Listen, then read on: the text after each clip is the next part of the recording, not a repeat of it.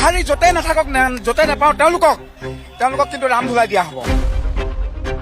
আমি লোকেল, সিহঁত ক'ৰ পৰা আহিছে, সিহঁতে লোকেল বুলি ক'বলৈ আহিছে। আজিৰ পৰা সিহঁতক য'তে পাম ত'তে পিন্ধিম, কিন্তু ৰাম ধুলাই দিম। আৰু মই যেতিয়াই প্ৰটেষ্ট কৰোঁ তেতিয়াই মোক সদায় দম দিয়ে। প্ৰশাসনে তেওঁলোকক সোনকালে ধৰক, আটক কৰক আৰু তেওঁলোকে আমাৰ আগত ক্ষমা বিচাৰিব লাগিব। কালিৰ দিনটোত আৰ্যনগৰত সংঘটিত হোৱা যিটো ঘটনা, সেই ঘটনাক লৈ এতিয়া সৰ্বত্ৰে প্ৰতিক্ৰিয়া হোৱা দেখিবলৈ পোৱা গৈছে। ৰাজ্যজুৰি চাঞ্চল্য সৃষ্টি কৰা দেখিবলৈ পোৱা গৈছে। আৰ্যনগৰৰ সেই স্থানত এই মুহূৰ্তত প্ৰতিবাদ অব্যাহত আছে আৰু বিৰলাচি থানাৰ এগৰাকী বিষয়ববীয়া মোৰ সৈতে উপস্থিত আছে। আমি তেখেতৰ সৈতে কিছু কথা পাতিম। কালিৰ দিনটোত যিটো ঘটনা সংঘটিত হ'ল, এটা অনাকাংক্ষিত ঘটনা, য'ত অসমীয়া গৌবেগ দিয়া হ'ল, ধ্বনি দিয়া হ'ল, আৰু তাৰ বিৰুদ্ধে আপোনালোকে আজি প্ৰতিবাদ কৰিছে, কি ক'ব বিচাৰিব? চাওক, আমি বিৰলাচি থানা অসমৰ মই ক্ৰীড়া সচিব, গতিকে আমি যোৱাকালি যিটো দেখা পালোঁ, যোৱাকালি একচুৱেলি আমি নাছিলোঁ, নথকাৰ বিনিময়ত এই ঘটনাটো হ'ব পালে। যদি আমি থাকিলোহেঁতেন, বিৰলাচি থানা অসমৰ সৈনিকসকল থাকিলেহেঁতেন, তেতিয়া এই ঘটনাটো হ'বলৈ আমি নিদিলোহেঁতেন। কিন্তু কথাটো হ'ল, আজি বিহাৰীয়ে অসমত দপদপনি চলাই আছে। গতিকে অসমত দপদপনি নচলিব বিহাৰী। এইখন হ'ল আমাৰ অসম। আমাৰ অসমতে তেওঁলোকে খাব, শুব, থাকিব, ধন ঘটিব, আৰু তেওঁলোকে ইয়াতে দপদপনি অসমীয়াৰ ওপৰত। চাওক, প্ৰথম কথাটো হ'ল, যোৱাকালি যিটো আমি দেখা পালোঁ, আমাৰ অসমীয়া সতীৰ্থ এজনক এনেকৈ মাৰ ধৰ কৰিছে। গতিকে আমি সহ্য নকৰোঁ। গতিকে বিহাৰী য'তে নাথাকক, য'তে নাপাওঁ তেওঁলোকক কিন্তু ৰাম ধুলাই দিয়া হ'ব। প্ৰথম কথা, তেওঁলোকক ৰাম ধুলাই দিয়া হ'ব। গতিকে বিৰলাচি থানা অসম ৰৈ নাথাকে, ক্ষান্ত হৈ নাথাকে। গতিকে বিৰলাচি থানা অসম এতিয়াৰ পৰা জাগিছে আৰু জাগিব। আৰু গতিকে ইয়াত এই চৰাব ভাটিত বিহাৰী দপদপনি নচলিব। চৰাব ভাটি আমি লোকেল, সিহঁত ক'ৰ পৰা আহিছে, সিহঁতে লোকেল বুলি ক'বলৈ আহিছে। সিহঁতে বহিৰাগত আঁতৰৰ পৰা আহি, বিদেশৰ পৰা আহি ইয়াত সিহঁতে অসমীয়াগিৰি চলাবলৈ আহিছে, কাম কৰিবলৈ আহিছে। আমি মানা নকৰোঁ, কাম কৰি খাওক, একো ডাঙৰ কথা নাই। গতিকে ইয়াত বিহাৰী দপদপনি নচলিব। আমি আজিৰ পৰা সিহঁতক য'তে পাম ত'তে পিন্ধিম, কিন্তু ৰাম ধুলাই দিম। বিহাৰী খেদা এটা অভিযান আপোনালোকে কৰিব নেকি? একদম এক নম্বৰ 100%। এতিয়া আজিৰ পৰা বিহাৰী খেদা এটা সময়ত কিন্তু আমি বিহাৰী খুব এই মুহূৰ্তৰ পৰা। গতিকে আমি হিন্দু মুছলিম কওঁতে অনা অসমীয়া আহি আমাৰ অসমীয়া ল'ৰাক, অসমীয়া মানুহক 50 বছৰ উৰ্ধক মানুহজনক গোলাগুলুকক যোৱাকালি পিটিছে। গতিকে আমাৰ সহ্য নহয়। গতিকে বিহাৰী ইয়াৰ পৰা যাব লাগিব আৰু আজিৰ পৰা অভিযান বিহাৰী পিটন। আপোনালোকে নিজাববীয়াকৈ অভিযান চলাব? আমি নিজাববীয়া ধৰণৰ হ'ব। এইটো কেনেধৰণৰ হ'ব? আমাক গুপ্ত চৰ্চাই হ'ব। এইটো চিধা চিধি কথা আমাৰ। আমি পিটিম, আমি ধুলাই তামাম পিটিম, কিন্তু তামাম পিটিম। ৰাতিপুৱাৰ পৰা ধৰি ৰাতিপুৱালৈকে সিহঁতক ইয়াত চাম ক'ত পাওঁ, গম পাইছেনে? আৰু সিহঁতে কলৈকো যাব নোৱাৰে। চাৰিওদিশে আমাৰ বিৰলাচি থানা সৈনিক চাৰিওদিশে আছে। গতিকে ক'তো খাইব নোৱাৰে তেওঁলোকে। আমাৰ বিৰলাচি থানা পূব, পশ্চিম, উত্তৰ, দক্ষিণ চাৰিওদিশে আছে। গতিকে ক'তো খাইব নোৱাৰে তেওঁলোকে। সিহঁতে ভাবিছে নেকি পূবে তাত গ'লে খাইম বুলি, উত্তৰে গ'লে আপাৰতো যাব নোৱাৰে, সেইটো 100% গেৰাণ্টি। গতিকে আপাৰতো যোৱাটোতো সিহঁতৰ মৰণশীল। গতিকে আমি সিদ্ধান্ত লৈছোঁ, আজিৰ পৰা বিহাৰী অভিযান, বিহাৰী পিটিম, খাটাং এক দিনা নিশাই অভিযান চলিব। অভিযান চলাম, চাফা কৰিম, একদম 100% গেৰাণ্টি, চাফা কৰিম। সিহঁতৰ দপদপনি নচলিব। জয় আই অসম। ইয়াত গোটেই অসম জুৰি প্ৰতিবাদ হৈছে আৰু গুৱাহাটীলৈ ছাত্ৰ সমাজকে ধৰি মহিলাসকল, আইসকল সকলো ওলাই আহিছে যে এটাই কথা, যে অসমত কিছুদিন পূৰ্বে কাৰ্বি আংলঙত এইসকল লোকে অসমীয়া গৌবেগ যে কাৰ্বি গৌবেগ দিছে, যোৱাকালি গুৱাহাটীৰ মাজমজিয়াত যে অসমৰ হাতবিন্দু বুলি কোৱা হয়, সেই জেগাতে অসমীয়া গৌবেগ ধৱনি দিছে। যে ইয়াত এটাই কাৰণ যে খিলঞ্জীয়া লোকক আক্ৰমণ কৰিব লাগে, কিয়নো অনা খিলঞ্জীয়া এজন বিধায়ক এই মধ্য গুৱাহাটীত বিজয় গুপ্তা চিলেকশ্যন হৈ গৈছে। যে বিজয় গুপ্তাৰ ছত্ৰছায়াত বিজয় গুপ্তা চমচা হোৱাৰ বাবে তেওঁ এইখিনি কৰিবলৈ সাহায্য হৈছে। তেওঁলোকে সাংবাদিকক পঢ়াত পুলিচৰ গাড়ীত খেদি পুলিচৰ আক্ৰমণ, সংগঠন নেতাৰ আক্ৰমণ, এইসকল সাহস ক'ত পাৰে? যদি আমি চাবলৈ যাওঁ, চেৰাপতিত যদি অবৈধভাৱে ইমান দিনৰ নাৰী দেশ ব্যৱসায়ী, ভাঙৰ ব্যৱসায়ী, গাঞ্জাৰ ব্যৱসায়ী, ড্ৰাগছৰ ব্যৱসায়ী, এইসকল লোকক এতিয়াও চৰকাৰীকৈ চিনাক্তকৰণ কৰা নাছিলে। সেই এই সমগ্ৰ ঘটনাটোৰ লগত যে ওপৰৰ কিছুমান অনা অসমীয়া লোকৰ জড়িত আছে নেকি? যে অসমত যদি দাদাগিৰি চলে, অকল অসমীয়া দাদাগিৰি চলিব। আমি যেতিয়া নিজকে অসমীয়া বুলি ক'বলৈ গৌৰৱবোধ কৰোঁ, তেতিয়া সেই বিহাৰী বহিৰাগতকেইটা বিহাৰী বুলি কোৱা, বঙালী বুলি কোৱা, মাৰোৱাৰী বুলি কোৱা তেওঁলোকে সহ্য কৰিব নোৱাৰা কথাটো কি? যে অতি শীঘ্ৰে এইসকল লোকক পুলিচ প্ৰশাসনে ইনকাউণ্টাৰ কৰিব লাগে। যে এনেকুৱা ঘটনা নজিৰবিহীন কৰিব লাগে যে অনাগত দিনত যদি কোনো লোকে অসমীয়া গৌবেগ দিয়ে, অসমীয়াক যদি মাৰপিট কৰিবলৈ সাহস কৰা বহিৰাগতে, যে তেওঁলোকে এশবাৰ বুকু কঁপিব লাগিব। আৰু লগতে ইয়াৰ পৰা মাননীয় মুখ্যমন্ত্ৰী মহোদয় আৰু বিধানসভা অধ্যক্ষ মহোদয়ক আমি দাবী জনাম যে অতি শীঘ্ৰে যি বিধায়ক বিজয় গুপ্তা আছে তেওঁক বৰ্খাস্ত কৰিব লাগে, তেওঁক নিলম্বন কৰিব লাগে। আৰু এই মধ্য গুৱাহাটী সমষ্টিত এজন খিলঞ্জীয়া লোকক বিধায়ক ৰূপে নিৰ্বাচন কৰিব লাগে। আৰু যদি এনেকে যদি বহিৰাগতক আমি বাৰে প্ৰতি বিধায়ক পাতি থাকোঁ এনেকুৱা ৰাষ্ট্ৰীয় দলবিলাকে সুবিধা দি থাকে সেইসকলৰ লগত আমি অসমীয়া খিলঞ্জীয়া বিৰোধী বুলি ক'বলৈ আমি বাধ্য হওঁ। আৰু এটা কথা, এই যিটো গোটেই ঘটনা, সেই ঘটনাটোৰ নেতৃত্ব দিয়া যিগৰাকী আলোক ত্ৰিপাঠী, সেই আলোক ত্ৰিপাঠীৰ বিধায়ক বিজয় গুপ্তাৰ অতি ঘনিষ্ঠ সদৌ অসম কাবাডী সন্থাৰ সম্পাদক, য'ত স্পষ্টকৈ সেই ভিডিঅ'টোত প্ৰকাশ হৈছে যে সেই আলোক ত্ৰিপাঠীয়ে এক প্ৰকাৰ মাৰিবলৈ উদ্যত হৈছিলে, আলোক ত্ৰিপাঠীৰ নেতৃত্বতে এই গোটেই ঘটনাটো হৈছিলে। কি ক'ব? চাওক, এই যে যিজন ব্যক্তিৰ কথা ক'লে তেওঁ বিজয় গুপ্তা অতি ঘনিষ্ঠ, আৰু বিজয় গুপ্তা যেতিয়া নিৰ্বাচন হ'ল বিধায়ক হিচাপে তেওঁ তেতিয়া ওপৰৰ মূৰত ধৰি খিলঞ্জীয়া মূৰত ধৰি নাচিবলৈ চেষ্টা কৰিছে, কিন্তু সেইটো আমি হ'বলৈ নিদিম। যে 2-4জন খিলঞ্জীয়াৰ পৰা আক্ৰমণ কৰিছে তেওঁ বাচি গৈছে, কিন্তু এতিয়া ক'ত পলাই গ'ল? যে ত্ৰিপাঠীক বিজয় গুপ্তাই ৰক্ষণাবেক্ষণ দি তেওঁ খেদি পঠাইছে নেকি? যে এই বিজয় যিটো ত্ৰিপাঠী তেওঁৰ নেতৃত্বে ইয়াত বিভিন্ন ধৰণৰ অসামাজিক কাম লিপ্ত হৈ আছে। যে মানুহে মুখ্যমন্ত্ৰী মহোদয়ে শপত গ্ৰহণ কৰিয়ে কৈছিলে যে আমি উচ্ছেদ চলাম, সেই চৰকাৰে উচ্ছেদ চলাব, অকল মিয়া ঘৰ উচ্ছেদ চলালে নহ'ব। এনেদৰে অনা খিলঞ্জীয়া লোকে যিসকলে অসমীয়াক আক্ৰমণ কৰিছে, অসমৰ সাংবাদিকক আক্ৰমণ কৰিছে, অসম পুলিচৰ গাত হাত দিছে, অসম পুলিচৰ গাড়ী ভাঙিছে, সংগঠন নেতাক আক্ৰমণ কৰিব গৈছে, এই অবৈধ কাৰ্যকলাপ চলাই থকা ডাকচৰ হওক, নাৰী ভাঙৰ হওক, এই চেৰাপতি কেতিয়া উচ্ছেদ চলিব? এই চেৰাপতি নহয়, আৰ্যনগৰ প্ৰশাসনে উচ্ছেদ চলাই নিকা কৰিব লাগিব, আৰু ইয়াত 100% খিলঞ্জীয়া প্ৰভুত্ব থাকিব লাগিব। নহ'লে অনাথা আমি ইয়াত জংগী আন্দোলন কৰিবলৈ আৰু অসমজনী কাৰ্যসূচী কৰিবলৈ আমি বাধ্য হ'ম। বিহাৰী হুঁচিয়াৰ খিলঞ্জীয়া ঐক্য জিন্দাবাদ, খিলঞ্জীয়া ঐক্য জিন্দাবাদ।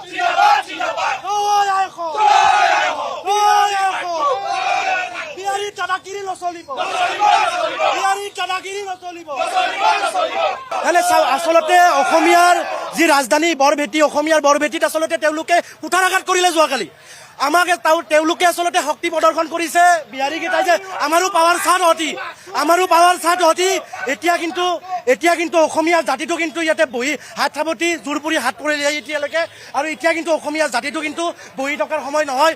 স্বতঃস্ফূৰ্তভাৱে অসমীয়া ৰাইজ আজি এই বিহাৰী বহিৰাগতৰ বিৰুদ্ধে আপোনালোকে ওলাই আহক, আৰু অসমীয়া জাতিটোৰ যি আমি 17বাৰকৈ মোগলক পৰাস্ত কৰা জাতি, আপোনালোকে সূৰ্যবীৰ্যৰ যি আমাৰ প্ৰতীক আছে, এই প্ৰতীকসমূহ আমাক দেখাই দিয়ক অসমীয়া ৰাইজে, যে বিহাৰীৰ তলত বহতীয়া হৈ পেলাই এই 2026 চনত আমি যে বিহাৰী বা কোনো বহিৰাগতত যে আমি বহতীয়া হৈ পেলাই আমি নাথাকোঁ অসমীয়া জাতিটো, যে আমি যে খিলঞ্জীয়া ঐক্যবদ্ধভাৱে সদায় অসমত এই বৰ অসমখনত আমি বসবাস কৰি আছোঁ, এইবিলাক আপোনালোকে দেখাই দিয়ক। আচলতে চৰকাৰখনে কৈ আছে আমি খিলঞ্জীয়া চৰকাৰ, ঢাক ঢোল সদায় বজাই আছে, খিলঞ্জীয়াৰ কথা কৈ আছে, কিন্তু এতিয়ালৈকে চৰকাৰৰ যি বৰমূৰীয়া আছে তেওঁলোকৰ কোনো ধৰণৰ এতিয়ালৈকে একো আচলতে বিবৃতি বা প্ৰতিক্ৰিয়া একো দেখা নাই আমি এতিয়ালৈকে। মৌন কিয়? আপোনালোকে এটা বিশেষ সম্প্ৰদায়ে যেতিয়া কিবা ক'লে আপোনালোকে মাত দিয়ে, কিন্তু যোৱাকালি গুৰুলকৈ অসমৰ মাজমজিয়াত যি গুৱাহাটী আমাৰ ৰাজধানীত পিটিলে অসমীয়া মানুহ, আপোনালোকৰ কিন্তু এতিয়ালৈকে কোনো ধৰণৰ একো প্ৰতিক্ৰিয়া নাই। তাৰে কাৰণে আমি আপোনালোকক 24 ঘণ্টা সময়সীমা বান্ধি দিছোঁ, কিন্তু 24 ঘণ্টাৰ ভিতৰত যদি এইবিলাক যদি বহিৰাগত মানুহক যদি আপোনালোকে যদি এৰেষ্ট নকৰে, তেতিয়া কিন্তু অসম কিন্তু স্তব্ধ হ'ব। গুৱাহাটী কিন্তু গণতান্ত্ৰিকভাৱে আমি গুৱাহাটীত প্ৰতিবাদ কৰিবলৈ বাধ্য হ'ম, একদম স্পষ্ট হ'ব, কিয়নো আপোনালোকৰ মাধ্যমেদি। অনাগত দিনত বহুত ভয়ানক হ'ব গুৱাহাটীত, কাৰণ চাওক বিহাৰীয়ে উৎপাত বহুত বাঢ়িছে, অলপ নহয় বহুত বাঢ়িছে। ক'ত সাহস পালে আমাৰ অসমীয়াৰ হাত তুলিবলৈ? ক'ত সাহস পালে? আমাক ইয়াৰে এনচাৰ লাগে। অসম চৰকাৰে অসমীয়াৰ কি একো সাহস নিদিলে নেকি? অসমীয়াৰ কোনো একো সাহস নাই নেকি? ক'ত গ'ল অসম চৰকাৰ? এতিয়া ওলাই আহিব লাগে এতিয়া অসমীয়াই, আৰু আমাক ক্ষমা খুজিব লাগে বিহাৰী যোনকেইটাই কৈছিলে অসমীয়া গভেট বুলি। হয়, যোৱাকালি যিটো ঘটনা ঘটিল আমাৰ অসমীয়াখিনিৰ কাৰণে বহুত বেছি লজ্জাজনক, কাৰণ কিয় গুৱাহাটীতে যদি আমি ছেফ নহয় তেতিয়াহ'লে আমি ক'ত ছেফ? গুৱাহাটীত আমি ইমান অসমীয়া মানুহ আছো, ইমান প্ৰশাসন আছে, যদি আমি ইয়াতে ছেফ নহয়। আৰু মই ওলাই অহা কাৰণটো এইখিনি সদায় মই ফেচ কৰোঁ, কাৰণ মোৰ এখন ফুড ষ্টল আছে, মোৰ সন্মুখতো সদায় গাঁজা মদ খাই সদায় অত্যাচাৰ, আৰু মই যেতিয়াই বাধা কৰোঁ মোৰ দোকান ভাঙি পৰ্যন্ত দিছিলে, এবাৰ উঠাই দিছিলে দোকান বিহাৰী কেইটামানে, গুণ্ডাগিৰি কেইটামানে, আৰু মই যেতিয়াই প্ৰটেষ্ট কৰোঁ তেতিয়াই মোক সদায় দম দিয়ে। সদায় এডল বিহাৰী জানো ক'ৰ পৰা ওলাই আহে সদায় অশ্লীল মাত ভাষা ব্যৱহাৰ, সিহঁতৰ মদৰ উৎপাত। আৰু যোৱাকালি যে ঘটনাটো ঘটিয়ে গ'ল, মোৰ গাত হাত দিব পৰা নাছিল নৱেম্বৰৰ পৰা, কিন্তু যোৱাকালি এইখিনি জাগাত আমাৰ অসমীয়া মানুহৰ গাত হাত দি সিহঁতে দেখুৱালে সিহঁতৰ দাদাগিৰি। আৰু মোৰ অনুৰোধ বিজয় গুপ্তাক, তেওঁ MLA হৈ আজি মনে বহি আছে, আজি এইখিনি ঠাই কিয় আহিব পৰা নাই? তেওঁ যোৱাকালি ঘটনাটো নিশ্চয় নিউজত দেখিছে, তেওঁ এতিয়ালৈকে আহি কিয় পোৱা নাই? আৰু প্ৰশাসনৰ ওপৰত এই এটা ডাঙৰ প্ৰশ্ন যে তেওঁলোকে প্ৰত্যেকটো বছৰ ভিডিঅ' ফুটেজ যদি আমি পাইছোঁ, আমি চিনি পাইছোঁ ক'ৰ ল'ৰাইকেইটা, তেওঁলোকে এতিয়ালৈকে ধৰিব কিয় পৰা নাই? আমাৰ এটাই খালি দাবী, যিকেইটাই আমাৰ অসমীয়া ডেকাৰ গাত, সাংবাদিক ভাই ককাৰ গাত হাত তুলিছে, তেওঁলোকৰ সকলোৰে ভিডিঅ' ফুটেজ আছে, প্ৰশাসনে তেওঁলোকক সোনকালে ধৰক, আটক কৰক, আৰু তেওঁলোকে আমাৰ আগত ক্ষমা বিচাৰিব লাগিব, বাছ এইটোৱে। নিশ্চিতভাৱে আমি এই মুহূৰ্তত সেই কথাটোৱে কৈছোঁ এনেধৰণৰ জাতি মাটি ভেটিৰ কথা কোৱা চৰকাৰৰ দিনত আমি দুখ পাইছোঁ। জাতি মাটি ভেটিৰ কথা কোৱা চৰকাৰৰ দিনত অসমীয়াই চেণ্ট্ৰেল গুৱাহাটীৰ নিচিনা গুৱাহাটীৰ মাজমজিয়াত মাৰ খাবলগীয়া হৈছে। এইটো দুৰ্ভাগ্যজনক। আৰু গণতন্ত্ৰৰ চতুৰ্থ স্তম্ভ যি সাংবাদিক বন্ধুক কালি আক্ৰমণ কৰি মূৰ ফাটাই দিয়া হৈছে, আমি সংবাদ মাধ্যম যোগেৰে দেখা পাইছোঁ, সেয়াও দুৰ্ভাগ্যজনক। কিন্তু যদি অসমীয়া মানুহৰ যে আজি এই দুৰৱস্থা সেয়া সত্য, আৰু আমি দাবী জনাইছোঁ আপোনালোকৰ মাধ্যমেৰে যে দোষীক এৰেষ্ট কৰক। আৰু আপোনালোকে দেখা পাইছে যে কি ধৰণে এওঁলোকে অসমীয়া জাতি আজি 40টা বছৰ ধৰি ৰাজপথত যুঁজিছে। প্ৰত্যেকবাৰে আজি ইয়াৰ পৰা মাৰ খায়, তাৰ পৰা মাৰ খায়। আমি মাৰ খাই কেতিয়ালৈকে জীয়াই থাকিম? এটা কথা সুকীয়াই দিছোঁ, আছে হেংদাং লোৱা নাই, ল'লে হেংদাং কিন্তু ৰক্ষা নাই। বিহাৰীয়ে ননচেন্স বুলি ক'ব পৰা হ'ল। আজি বিহাৰীয়ে অসমত আহি অসমীয়া গৌবেগ ধ্বনি দিব পৰা হ'ল। আপোনালোকে সেই কথাটো বিবেচনা কৰি চাওক। এই জয় শ্ৰীৰাম কৰি থাকোঁতে আজি অসমীয়াৰ নিজৰ অস্তিত্ব বিপন্ন যে হৈছে, সেই কথাবিলাক আমি পাহৰি গ'লে নহ'ব। আপোনালোকে নিশ্চয় এটা কথা লক্ষ্য কৰি আছে যে আজি কেইদিনমানৰ আগত কাৰ্বি আংলঙত কাৰ্বি গৌবেগ ধ্বনি দিলে, আৰু যোৱাকালি আপোনালোকে নিশ্চয় দেখা পালে গুৱাহাটীৰ মাজমজিয়াত আৰ্যনগৰত অসমীয়া গৌবেগ ধ্বনি বহিৰাগত বিহাৰীয়ে দিব পৰা হ'ল। মানে এই যে অসমীয়াক আজি চেলেঞ্জ কৰিব পৰা হ'ল বিহাৰীয়ে, ইয়াৰ আঁৰত আচলতে কোন আছে? কাৰ পৃষ্ঠপোষকতাত বিহাৰীৰ দপদপনি অসমত চলিছে, সেই কথাটো আপোনালোকে বিবেচনা কৰি চাওক। এই বিজেপি চৰকাৰ শাসনলৈ অহাৰ পাছত আপোনালোকে নিশ্চয় লক্ষ্য কৰিছে কেনেকুৱা ধৰণে আচলতে বহিৰাগত মানুহে অসমত দপদপনি চলাইছে, সেই কথাটো আপোনালোকে নিশ্চয় লক্ষ্য কৰিছে। আজি কেইদিনমানৰ আগত আমি পল্টন বজাৰত দেখিলো, তাতো অসমীয়া মানুহক আচলতে তেওঁলোকে হাৰাশাস্তি কৰিছে। সিদিনা ফেঞ্চি বজাৰত আপোনালোকে নিশ্চয় লক্ষ্য কৰিছে এগৰাকী যুৱতী মহিলাক কেনেকে আচলতে বহিৰাগতই কেনেকৈ অপদস্থ কৰিছে, আপোনালোকে নিশ্চয় দেখা পাইছে। মানে এই বিজেপি চৰকাৰৰ দিনত কোনো কাৰণতে অসমৰ খিলঞ্জীয়া মানুহ যে নিৰাপত্তা নহয়, সেই কথাটো আপোনালোকে নিশ্চয় লক্ষ্য কৰিছে। মানে তেওঁলোকৰ দপদপনি বিজেপিৰ পৃষ্ঠপোষকতাত যে বাঢ়িছে, সেই কথাটো আপোনালোকে ভালকে ভাবি চাওক। আগতে সেই কাৰবাৰ আমি দেখা পোৱা কেতিয়াও নাছিলো।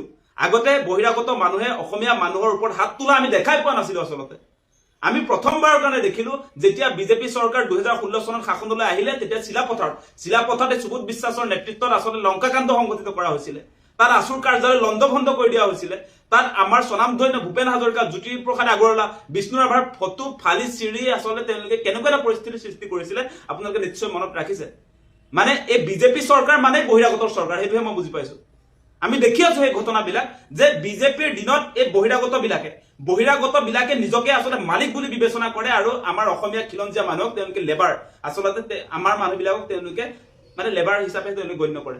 আমাৰ মানুহক কোনো ধৰণৰ দৰত এই মানুহবিলাকে নকৰে, কোনো ধৰণৰ দায়বদ্ধতা যে অসমৰ খিলঞ্জীয়া মানুহক যি ধৰণৰ ৰেছপেক্ট তেওঁলোকে দিব লাগে, যি ধৰণৰ সন্মান তেওঁলোকে দিব লাগে, সেই সন্মান কেতিয়াও বিহাৰীয়ে নিদিয়ে। কালি হোৱাট ননচেন্স বুলি কৈ দিছে আমাৰ এই হালৈ উপাধিৰ মানুহজনক। বিহাৰীয়ে ননচেন্স বুলি ক'ব পৰা হ'ল। আজি বিহাৰীয়ে অসমত আহি অসমীয়া গৌবেগ ধ্বনি দিব পৰা হ'ল। আপোনালোকে সেই কথাটো বিবেচনা কৰি চাওক। এই জয় শ্ৰীৰাম কৰি থাকোঁতে আজি অসমীয়াৰ নিজৰ অস্তিত্ব বিপন্ন যে হৈছে, সেই কথাবিলাক আমি পাহৰি গ'লে নহ'ব। ভূপেন দাই যে কৈ থৈ গ'ল, আমি অসমীয়াই নিজক নিচিনিলে অসম ৰসাতলে যে যাব, সেই প্ৰসংগবিলাক, সেই কথা বতৰাবিলাক আজি বাস্তৱ ক্ষেত্ৰত আমি সন্মুখত দেখিবলৈ পাইছো। গতিকে আমি এতিয়া এই যে ভাৰত মাতা কি জয় বুলি যে আমি এই বিজেপিয়ে যে শ্লোগান আওৰাই থাকিবলৈ যে দিয়ে আমাক, ভাৰত মাতা কি জয়, বন্দে মাতৰম, জয় শ্ৰীৰাম কৰি আমি হিন্দু হবলৈ গৈ এতিয়া আমি অসমীয়া বিলাকে আচলতে মাৰ খাবলগীয়া হৈছে। সেইটোৱে হৈছে এতিয়া হিন্দু বুলি কৈ এতিয়া আমাৰ অসমীয়া মানুহক তেওঁলোকে মাৰপিট কৰিবলৈ আজি প্ৰতিটো মুহূৰ্তত আপোনাৰ কোনো ধৰণৰ কুণ্ঠাবোধ কৰা নাই, কোনো কেৰেপে কৰা নাই। আপোনালোকে নিশ্চয় লক্ষ্য কৰিছে। গতিকে এই মুহূৰ্তত অসমীয়া মানুহে এটা কথা আচলতে সকীয়াই দিব লাগে যে বিজেপি চৰকাৰ সকীয়াব লাগে। এইকেইটা এই বিজেপি মানুহবিলাকে এতিয়া নতুনকে আচলতে নীতি শিক্ষা দিবলৈ আহে যে কোনোবা মানুহৰ বেলেগ কোনো পৰিকল্পনা কেৱল বিজেপিৰ আছে। তেওঁলোকৰ ছত্ৰছায়াত তেওঁলোক যে আপোনাৰ এই বিহাৰী মাৰোৱাৰী যিবিলাক বহিৰাগত, যিবিলাকে অসমীয়া হ'ব পৰা নাই অসমত থাকি, সেই মানুহবিলাকৰ বেকগ্ৰাউণ্ডত এই বিজেপিৰ মানুহবিলাক থকাৰ কাৰণে তেওঁলোকে দপদপাই আছে অসমত। এই বিজেপি চৰকাৰখনৰ কাৰণেই যে আমাৰ অসমৰ খিলঞ্জীয়া মানুহবিলাকে এতিয়া মাৰ খাবলগীয়া হৈছে প্ৰতিটো মুহূৰ্তত, সেই কথাটো আপোনালোকে বিবেচনা কৰি চাব। বিজেপি মানে মই সেই কথাটোৱে বুজি পাওঁ যে বহিৰাগতৰ চৰকাৰ এখন, আচলতে বহিৰাগতৰ চৰকাৰ। এতিয়া সেই গুপ্তা উপাধিৰ মানুহ এজনকতো আপোনাৰ গুৱাহাটীৰ মাজমজিয়াত বিধায়ক বনাই পেলালে। আজি হাৰিয়ানাৰ পৰা মানুহ আহি ইয়াত অসমততো কেবিনেট মন্ত্ৰী হৈ যায়। আজি অসমৰ ভৱিষ্যত নিয়ন্তা আজি অশোক সিংঘাল সমষ্টি ডিলিমিটেশ্যন কৰাৰ তেওঁৰ ওচৰত পাৱাৰ থাকে। অসমৰ খিলঞ্জীয়া মানুহৰ হাততো সেই ক্ষমতাটো নাথাকে। আজি অসমৰ কোনোবা শৰ্মা, দাস, গগৈ কোনোবা এজন বিহাৰত আপোনাৰ কেবিনেট মন্ত্ৰী হৈ তাত ডিলিমিটেশ্যন কিবা কৰি আছেগে নেকি? সমষ্টি পুনৰ নিৰ্ধাৰণ বিহাৰত কৰিব পাৰিছেনে? আজি আপোনালোকে দেখিব গুৱাহাটীত চাব, গুৱাহাটীৰ মূল যিবিলাক চেণ্টাৰ, সেই চেণ্টাৰবিলাক আজি বহিৰাগত মানুহৰ কবলত গুচি গ'ল, তেওঁলোকৰ আণ্ডাৰত গুচি গ'ল। এতিয়া অসমৰ নিজৰ আচলতে নিজৰ বুলিবলৈ একো নাইকিয়া হৈছে মেইন জেগাবিলাকত এতিয়া আচলতে এই বহিৰাগতই কব্জাই কৰি পেলাইছে গতিকে ইয়াৰ পৃষ্ঠপোষকতা বিজেপি চৰকাৰখনে কৰিছে গতিকে আমি অসমবাসী ৰাইজে যদি সাৱধান নহওঁ তেনেহলে অনাগত ভৱিষ্যত সময়ত ইয়াতকৈ এটা ভয়াৱহ পৰিস্থিতি যে আহিব সেই কথাটো স্পষ্ট বাহ জাতি মাটি আৰু ভেটিৰ চৰকাৰ আপোনালোকৰ দিনত অসমীয়া গো বেক অসমত এইখন অসমতে অসমীয়া জাতিটোৱে শুনিবলৈ পালে আৰু এইবাৰ অকল অসমীয়া গো বেকেই নহয় গুৱাহাটীত অসমীয়া মানুহক বিহাৰীয়ে গুৰলাগুৰকৈ পিটিলে এই জিতেন্দ্ৰ হালৈ বোলা যিগৰাকী সমাজকৰ্মীয়ে বিভিন্ন সময়ত অসামাজিক কাম কাজ মদৰ বেপাৰ অবৈধ ভাঙৰ বেপাৰ অবৈধ ড্ৰাগছৰ বেপাৰৰ বিৰুদ্ধে মাত মাতি অসমীয়া জাতিটোক অসমীয়া ডেকা গাভৰুক এই সমাজখনক বচাবৰ কাৰণে মাত মাতি আহিছিল বিভিন্ন অসামাজিক কাম কাজবিলাক আপোনালোকৰ প্ৰশাসনৰ দৃষ্টিগোচৰ কৰিছিল সেইজন ব্যক্তিক কেনেকৈ বহিৰাগত বিহাৰীয়ে কেনেকৈ হাত তুলিবলৈ পালে এয়া স্পষ্ট কথা ইয়াৰ আৰত লুকাই আছে আপোনালোকে যে এই বিজয় গুপ্তা নামৰ যে এটা বিহাৰী গুণ্ডাক যে আপোনালোকে 126টা সমষ্টিৰ ভিতৰত এটা সমষ্টিত যাতে তেওঁ নিৰ্বাচিত হৈ পেলাই যাতে দিছপুৰলৈ যাব পাৰে তাৰ পথ যে আপোনালোকে প্ৰশস্ত কৰিছে তাৰ কাৰণে আজি অসমীয়াই অসমতে গুৰলাগুৰকৈ পিটন খাবলগীয়া হৈছে আমি স্পষ্ট কথা কৈছো 24 ঘণ্টাৰ ভিতৰত এই যি কেইজন বহিৰাগত বেপাৰীয়ে যি কেইটা গুণ্ডাই এই যে বিহাৰী গুণ্ডাই যে অসমত অসমীয়াক পিটিবলৈ যে তেওঁলোকে কুণ্ঠাবোধ কৰা নাই ইহঁতক কৰায়ত্ব কৰি কঠোৰতম শাস্তি প্ৰদান কৰিব লাগিব আৰু যদিহে নকয় তেতিয়াহ'লে অসমীয়া জাতিটো বহি নাথাকে স্পষ্ট কথা আমি ইয়াৰ লম অসমৰ প্ৰশাসন যদি আপোনাৰ গৃহ বিভাগে মুখ্যমন্ত্ৰীৰ নেতৃত্বত থকা পুলিচ বিভাগে যদি ইয়াৰ দায়িত্ব ল'ব নোৱাৰে তেতিয়াহ'লে অসমৰ হেজাৰ বিজাৰ মানুহ ওলাই আহিব গুৱাহাটী আমি অৱৰ কৰিম গুৱাহাটী অচল কৰি দিম আৰু গুৱাহাটীত আমি আপোনালোকে যি গুণ্ডা সৃষ্টি কৰি পেলাই আপোনালোকে ভাবিছে যে বহিৰাগতক আপোনালোকে বিগ হ্যান্ড দি পেলাই গুৱাহাটীত অসমীয়া মানুহক ৰাজনৈতিকভাৱে বঞ্চিত কৰা নহয় আপোনালোকে গুৱাহাটীত অসমীয়া মানুহক এনেকৈ লঞ্চিত বঞ্চিত কৰিব এই কথা কোনো কাৰণত অসমীয়া জাতিয়ে মানি নলয় আৰু কেতিয়াও মানি স্পষ্ট জাতি মাটি ভেটি স্লোগান দিয়া চৰকাৰ 24 ঘণ্টাৰ ভিতৰত প্ৰত্যুত্তৰ দিব লাগিব অন্যথা ইয়াৰ বিৰুদ্ধে অসমত কিন্তু হেজাৰ বিজাৰ অসমীয়া মানুহ ওলাই আহিব কাৰবাৰ যদি সঁচাকৈ অসমীয়াৰ তেজ এটুপাও আছে হিমন্ত বিশ্ব শৰ্মাৰ গাত যদি এটুপাও যদি কিবা কাৰণত অসমীয়া তেজ আছে তেতিয়াহ'লে সেই তেজৰ পৰিচয় আপোনালোকে দিয়ক লাজ লগা নাই আপোনালোকৰ এইখন অসমত অসমীয়া মানুহৰ বিৰুদ্ধে অসমীয়া গো বেক দিয়ে এইখন অসমত সিদিনাখন আপোনাৰ খেৰণিত দিছিলে তাৰ পাছত আজি গুৱাহাটী অসমীয়া গো বেক দিলে আৰু অকল গো বেক দিয়ে গুৱাহাটীত তেওঁলোকে জিতেন্দ্ৰ হালৈ নামৰ এই সমাজকৰ্মীজনক তেওঁলোকে মাৰপিট কৰিলে আৰু ইয়াৰ পাছতো আপোনালোকে ভাবে যে অসমীয়া জাতিটো বাছি বহি থাকিব হাত খাবতি আৰু আপোনালোকে কি কৰিছে আপোনালোকে যিদিনাখন আপোনালোকে শপত গ্ৰহণ কৰিছে তাৰ পাঁচ দিনাখনে আপোনালোকে আমাৰ ভূমিপুত্ৰসকলক আমাৰ তিৱা জনগোষ্ঠীক আপোনালোকে এই জাগিৰোডৰ খিন্দিখৰৰ পৰা আপোনালোকে সন্ধি পাতিছে আপোনালোকে যাতে তেওঁলোকক তাৰ পৰা উচ্ছেদ কৰিব পাৰে আৰু তাৰ বিপৰীতে আপোনালোকে কি এই বহিৰাগত বেপাৰীহঁতক এই গুণ্ডাবিলাকক আশ্ৰয় দিছে গুৱাহাটীত এই কথা কোনো কাৰণত নহব আমি ঘৰে ঘৰে সোমাম আমি ফ্লেটে সোমাম হাতত আমি হেংদাং লৈ গুৱাহাটীত আমি ফ্লেটে সোমাম ক'ত তেনেকুৱা কোন বহিৰাগতৰ শক্তি আছে কোন বহিৰাগতই অসমীয়া জাতিটোৰ ওপৰত মাত মাতিবৰ কাৰণে হাত তুলিবৰ কাৰণে অসমীয়া গৌৰৱ ক'বৰ কাৰণে স্পৰ্ধা কৰে সেই বিহাৰীক কিন্তু আমি বিচাৰি উলিয়াম স্পষ্ট কথা মোক জেললৈ পঠিয়াওক আমাক হাজাৰজন অসমীয়া মানুহ আমি কাজু হৈ আছো আমাক জেললৈ পঠিয়াওক আমাক যি কৰে আপোনালোকে কৰিব কিন্তু স্পষ্ট কথা আমিও আমাৰ কৰিবলগীয়াখিনি কৰিম আমি মুখ্যমন্ত্ৰী মহোদয়ক আমি অনুৰোধ কৰিছো যে আমাক অসাংবিধানিকভাৱে কাম কৰিবৰ কাৰণে আপোনালোকে বাধ্য নকৰিব আমি গণতন্ত্ৰৰ গণ্ডিত থাকি পেলাই সেই কাৰণে কৈছো যে 24 ঘণ্টা সময় দিছো 24 ঘণ্টা সময়ৰ ভিতৰত এই আঠুকাহি গুৱাহাটীত কাণত ধৰি আঠুকাহি ইহঁতে আমাক ক্ষমা খুজিব লাগিব কাণত ধৰি আঠুকাহি খোজকাহি এই জিতেন্দ্ৰ হালৈ সকলোৰে হেজাৰ হেজাৰ অসমীয়া যুৱকৰ সন্মুখত এই যিকেইটা গুণ্ডাই যিকেইটা বহিৰাগতই তেওঁৰ গাত হাত তুলিছে সিহঁতে কিন্তু ক্ষমা খুজিব লাগিব ইয়াত অসমীয়া মানুহক বিহাৰীয়ে অসমৰ ৰাজধানী চহৰৰ মাজমজিয়াত গুৰুলাগুৰুলকৈ প্ৰহাৰ কৰিব আৰু চৰকাৰে যদি ভাবি থাকে যে অসমীয়া মানুহৰ ধৈৰ্যৰ বান্ধ কোনোদিন নিছিঙিব এইটো ভুল কথা এমাহ পাৰ হোৱা নাই 102খন আসন দি এনডিএ শাসনলৈ আনিছে হিমন্ত বিশ্ব শৰ্মাই উত্তৰ দিয়া উচিত যে 102খন আসন কি বিহাৰীৰ ওচৰত পিঠি পাতি দিবৰ কাৰণে অসমীয়া মানুহে দিছিল নেকি সেই সমষ্টিটোৰ যিগৰাকী বিধায়ক বিজয় গুপ্তা তেখেতে নিৰ্বাচনৰ আগত খুব মানুহৰ আগত কৈ আছিল তেওঁ খিলাঞ্জিয়া তেওঁ অসমীয়া তেওঁ কিমান খিলাঞ্জিয়া এটা প্ৰমাণ কৰাৰ সময় কালি সেই ঘটনাটোত তেওঁ উদ্বিগ্নতা প্ৰকাশ কৰা এই মুহূৰ্তলৈকে দেখা নাই এটা সামাজিক মাধ্যমত তেওঁৰ পোষ্ট দেখা নাই অসমীয়া মানুহে যদি বিহাৰী গুৰুলাগুৰুলকৈ প্ৰহাৰ কৰিলেহেঁতেন তেতিয়া আইন আদালতৰ দোহাই দি মুখ্যমন্ত্ৰীগৰাকী জঁপিয়াই পৰিলহেঁতেন তেওঁলোকক ডিফেণ্ড দিবৰ কাৰণে প্ৰতিৰক্ষাৰ ব্যৱস্থা কৰিবৰ কাৰণে তেতিয়া খুব ঘোষণা কৰিলেহেঁতেন আইন হাতত ল'লে ঠেং ভাঙি দিম পিঠি ফালি দিম খুব ক'লেহেঁতেন তেতিয়া এইবোৰ কথা নিজকে অসমীয়া বুলি জহাই তত নোপোৱা সমষ্টিটোৰ বিধায়কগৰাকী এই মুহূৰ্তত মুখৰ মাত দিয়ক অসমীয়া মানুহৰ লগত আছে বুলি প্ৰকাশ কৰক নহ'লে অসমীয়া মানুহৰ খঙে সীমা ছিঙি যাব এই কথাটো নিশ্চিত অসমৰ ৰাজধানী চহৰখনৰ মাজমজিয়াত অনা অসমীয়া মানুহে অসমীয়া মানুহৰ ওপৰত নিৰ্যাতন চলাব, প্ৰহাৰ কৰিব, অসমীয়া বিৰোধী শ্লোগান দিব, সেই কথাটো কোনো কাৰণত গ্ৰহণযোগ্য নহয়। আৰু অসমীয়া মানুহ হাত সাৱটি বহি থাকিব বুলি যদি চৰকাৰখনে ভাবিছে, সেই কথাটো অশুদ্ধ, সেই কথাটো একে সময়তে চৰকাৰক সকীয়াই দিব বিচাৰিছোঁ। আজিৰ কথাটোত জাতীয় দল সংগঠনসমূহে ইয়াৰ প্ৰতিক্ৰিয়া প্ৰকাশ কৰিছে, প্ৰতিবাদ হৈছে। সদৌ গুৱাহাটী ছাত্ৰ সন্থাই কামৰূপৰ আয়ুক্ত, পুলিচ কমিশ্যনাৰক স্মাৰকপত্ৰ দিছে, আৰ্যনগৰত প্ৰতিবাদ হৈছে। কিন্তু জাতীয় দল সংগঠনসমূহতকৈ বেছি এই প্ৰশ্নকেইটাৰ উত্তৰ দিব লাগে চৰকাৰখনে। অসমৰ মানুহে এমাহ পাৰ হোৱা নাই 100-2খন আসন দি NDA শাসনলৈ আনিছে। হিমন্ত বিশ্ব শৰ্মাই উত্তৰ দিয়া উচিত যে 100-2খন আসন কি বিহাৰীৰ ওচৰত পিঠি পাতি দিবৰ কাৰণে অসমীয়া মানুহে দিছিল নেকি? সেই সমষ্টিটোৰ যিগৰাকী বিধায়ক বিজয় গুপ্তা, তেখেতে নিৰ্বাচনৰ আগত খুব মানুহৰ আগত কৈ আছিল তেওঁ খিলাঞ্জীয়া, তেওঁ অসমীয়া, তেওঁ কিমান অসমীয়া, তেওঁ কিমান খিলাঞ্জীয়া, এতিয়া প্ৰমাণ কৰাৰ সময়। কালি সেই ঘটনাটো তেওঁ উদ্বিগ্নতা প্ৰকাশ কৰা এই মুহূৰ্তলৈকে দেখা নাই। এটা সামাজিক মাধ্যমত তেওঁৰ পোষ্ট দেখা নাই। এই ধৰণেৰে অসমীয়া মানুহক বিহাৰীয়ে অসমৰ ৰাজধানী চহৰৰ মাজমজিয়াত গুৰুলাগুৰুলকৈ প্ৰহাৰ কৰিব আৰু চৰকাৰে যদি ভাবি থাকে যে অসমীয়া মানুহৰ ধৈৰ্যৰ বান্ধ কোনোদিন নিছিঙিব, এইটো ভুল কথা। বিহুৰ সময়ৰ পৰা লক্ষ্য কৰি আছোঁ, ইটোৰ পিছত সিটো ঘটনা। অসমীয়া যুৱতীৰ কাপোৰ ফালি দিয়া হৈছিলে ফাঁচী বজাৰৰ মাজমজিয়াত অনা অসমীয়া বেপাৰীৰ দ্বাৰা। অসমীয়া যুৱক যুৱতীক গুৰুলাগুৰুলকৈ প্ৰহাৰ কৰা হৈছিলে বিহুৰ আগে আগে। আৰু তাৰ পাছত এই 2 মাহৰ ভিতৰত তৃতীয়টো ঘটনা।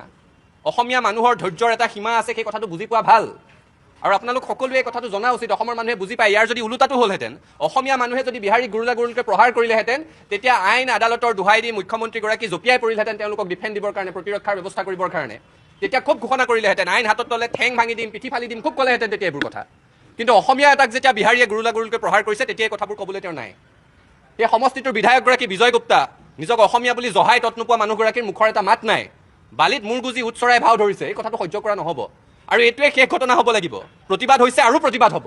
কোনো কাৰণত অসমীয়া মানুহক এই ধৰণে নিগৃহীত হ'বলৈ এৰি নিদিওঁ।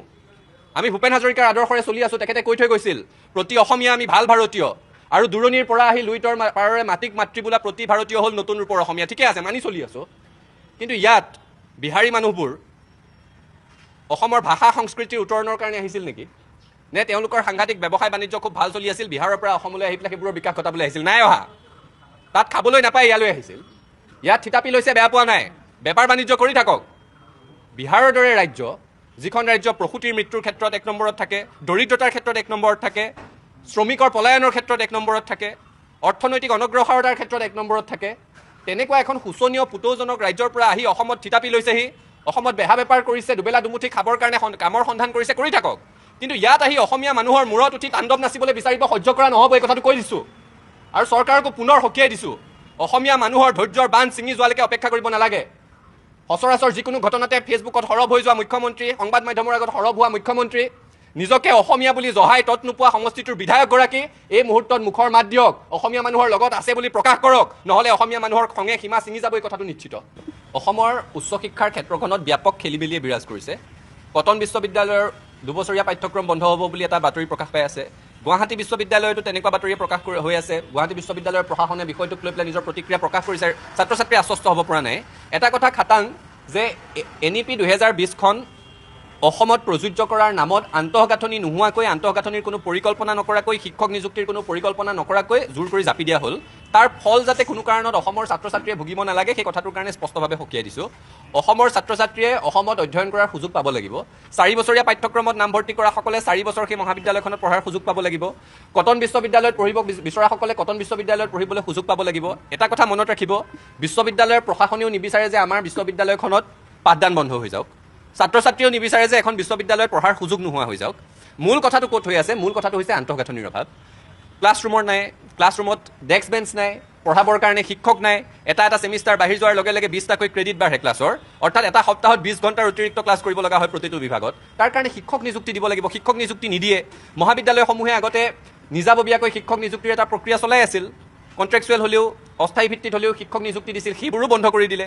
কমন ৰিক্ৰুইটমেণ্টৰ নামত যোৱা 2 বছৰ ধৰি মহাবিদ্যালয়সমূহৰ খালী হৈ থকা পদসমূহৰ কাৰণে বিজ্ঞাপন দিব পৰা নাই।